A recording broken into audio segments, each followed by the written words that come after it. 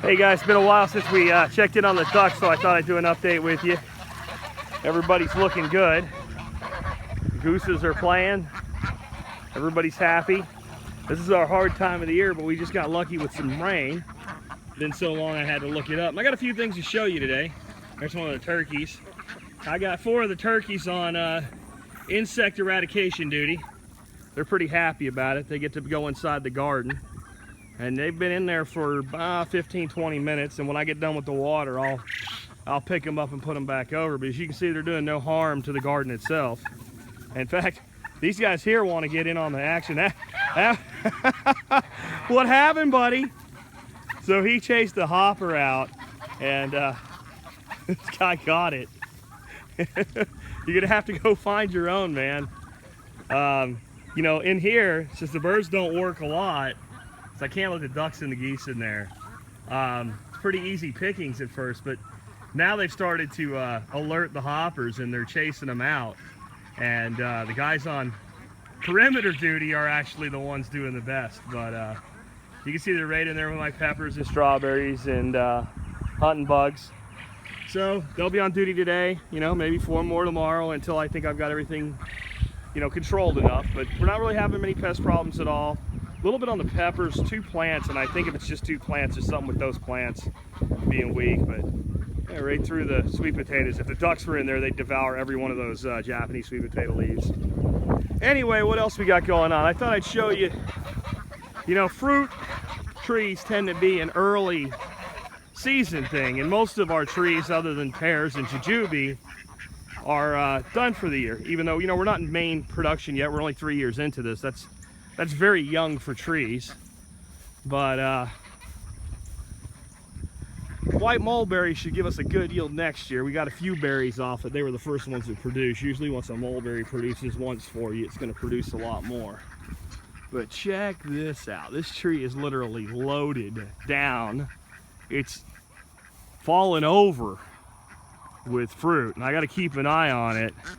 These shouldn't get much heavier, so we should be okay as they ripen. These are jujubes.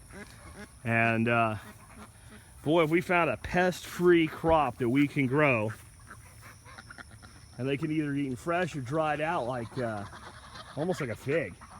Very, very high sugar content, so they should make an interesting mead. So that's doing good. That little apple tree there is doing awesome, but not really producing this year. The pear tree that's loaded down is a bit far away for me to include in this video, so maybe the next one I'll show you. But I do have a little pear here on the end with a few pears on it.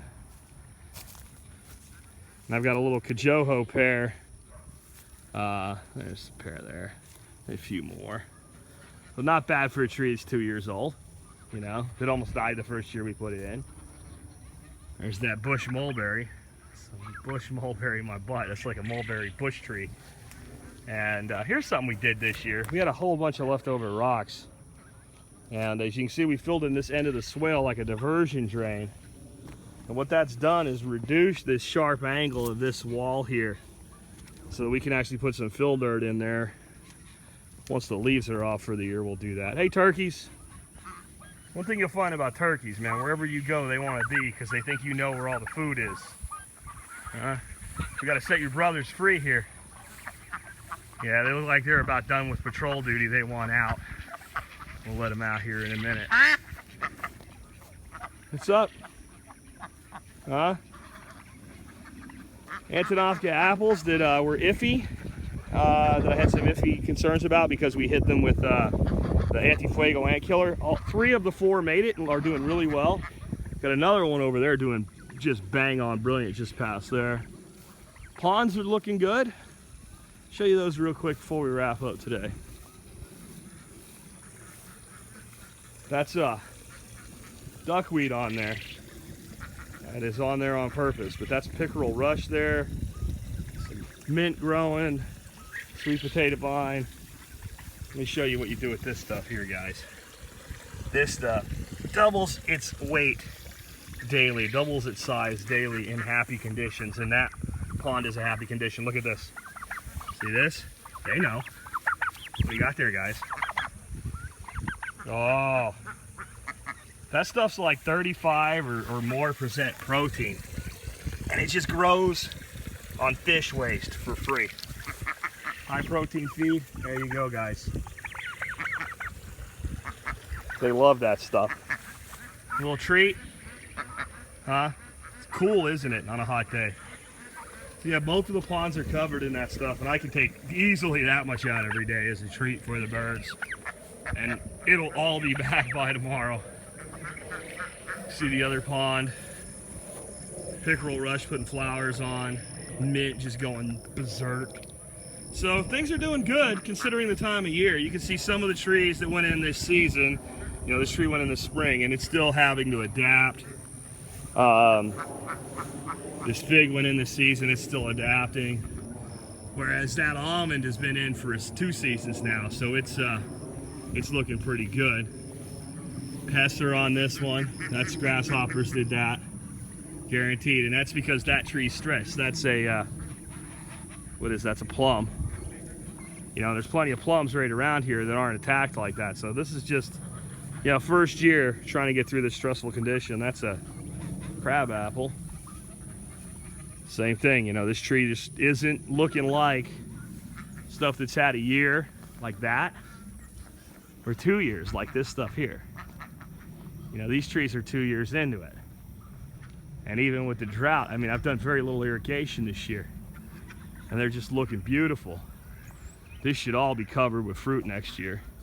Here's an Arkansas black apple, hardy apple for the area, but you can see, first year in, it's just tough. It's just tough on these trees to get through that first year. We lose some, but once they get in and get established, this is the results.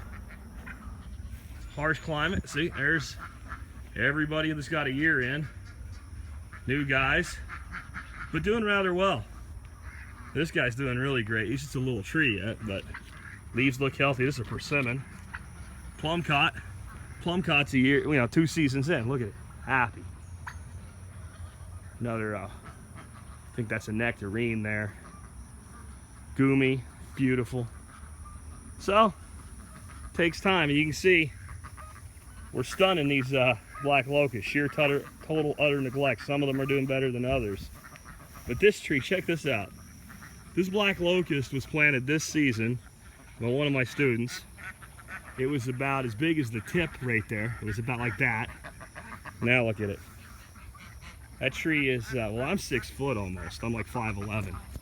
So that tree's 6'5", up already. Look at this one. This one's more impressive to me because of the caliber on it. These are all little bitty seedlings. That means, it's going into it next year, these things are really going to take off, and they're going to shade the back of this swale, which is why they were put in. It'll be a nice place for the ducks to hang out. Well, I better go liberate the patrol, get the water moved. I'm sure we're overflowing. Hope you enjoyed today's Duck Chronicles.